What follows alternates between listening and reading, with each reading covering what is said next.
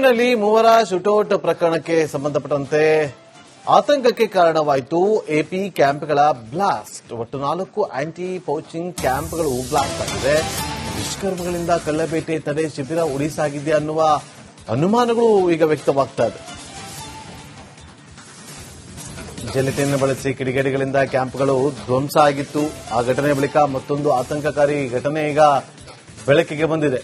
ಅರಣ್ಯ ಇಲಾಖೆಯಿಂದ ತನಿಖೆ ಚುರುಕುಗೊಂಡಿದೆ. ಹಿರಿಯ ಅರಣ್ಯ ಅಧಿಕಾರಿಗಳಿಂದ ಸಿಬ್ಬಂದಿಗೆ ವಿಚಾರಣೆ ಕೂಡ ನಡೀತಾ ಇದೆ. ಮತ್ತು ಒಂದು ಕಡೆ ಎನ್ಕೌಂಟರ್ ಸಂದರ್ಭದಲ್ಲಿದ್ದಂತಹ ಸಿಬ್ಬಂದಿಗೆ ಗ್ರಿಲ್ ಮಾಡ್ತಿದ್ದಾರೆ. ಘಟನೆ ಬಗ್ಗೆ ಮಾಹಿತಿ ಕಲೆ ಹಾಕ್ತಿರುವಂತಹ ಅಧಿಕಾರಿಗಳು ಇಷ್ಟು ದಿನ ನಾಪತ್ತೆ ಆಗಿರಲಿಲ್ಲ, ನಮ್ಮ ಸಂಪರ್ಕದಲ್ಲೇ ಇದ್ರು ಅಂತ ರಿಪಬ್ಲಿಕ್ ಕನ್ನಡಕ್ಕೆ ಎಸಿಎಫ್ ಮರಿಸ್ವಾಮಿ ಅವರು ಕೂಡ ಪ್ರತಿಕ್ರಿಯೆಯನ್ನು ಕೂಡ ಕೊಟ್ಟಿದ್ದಾರೆ.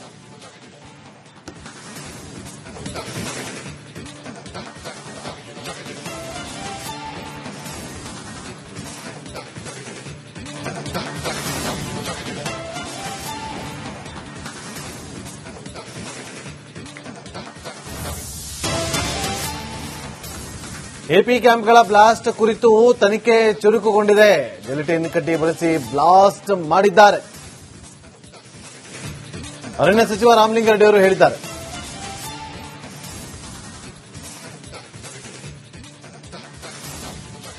ಅದು ಜೆಲೆಟಿನ್ ಅದೆಲ್ಲ ಉಪಯೋಗಿಸಿದ್ದಾರೆ ಅಂತೇಳಿ ನಮ್ಮ ಅಧಿಕಾರಿಗಳು ಹೇಳಿದ್ರು. ಈಗ ತನಿಖೆ ನಡೀತಾ ಇದೆ. ಅಲ್ಲ, ಅದು ಯಾರಿದ್ದಾರೆ ಏನು ಅದರ ಬಗ್ಗೆ ನನಗೆ ಸ್ಪಷ್ಟ ಮಾಹಿತಿ ಒಂದು ತನಿಖೆ ಆದಮೇಲೆ ಪೊಲೀಸ್ ಇಲಾಖೆಯವರು ಅಥವಾ ನಮ್ಮ ಮ್ಯಾಜಿಸ್ಟ್ರಿಯಲ್ ತನಿಖೆ ಆಗ್ತಾ ಇದೆಯಲ್ಲ, ಮ್ಯಾಜಿಸ್ಟ್ರೇಟ್ ವತಿಯಿಂದ ತನಿಖೆ ಆಗ್ತಾ ಇದೆ. ತನಿಖೆ ವರದಿ ಬಂದ ಮೇಲೆ ನಾನು ಮಾತಾಡ್ತೀನಿ. ಆಗಿದೆ ಹಾನಿ ಆಗಿದೆ.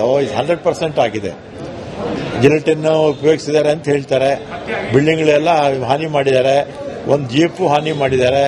4 ಟೂ ವೀಲರ್ಸ್ ಹಾನಿ ಮಾಡಿದ್ದಾರೆ. ಈಗ ಕಂಪ್ಲೇಂಟ್ ಕೊಟ್ಟಿದ್ದೀವಿ.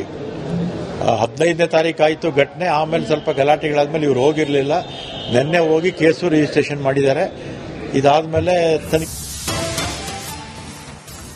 ಚಾಮರಾಜನಗರ ಎನ್ಕೌಂಟರ್ ಪ್ರಕರಣಕ್ಕೆ ಸಂಬಂಧಪಟ್ಟಂತೆ ತನಿಖೆಗೆ ಎಸ್ಐಟಿ ರಚಿಸುವಂತೆ ಅಮಿತ್ ಶಾಗೆ ಪತ್ರವನ್ನ ಬರೆಯಲಾಗಿದೆ. ಕೇಂದ್ರ ಗೃಹ ಸಚಿವರಿಗೆ ಪತ್ರ ಬರೆದ ರಾಷ್ಟ್ರೀಯ ಕ್ರೈಸ್ತ ಒಕ್ಕೂಟ ಪ್ರಕರಣವನ್ನ ನಿಷ್ಪಕ್ಷಪಾತವಾಗಿ ತನಿಖೆ ನಡೆಸಬೇಕು.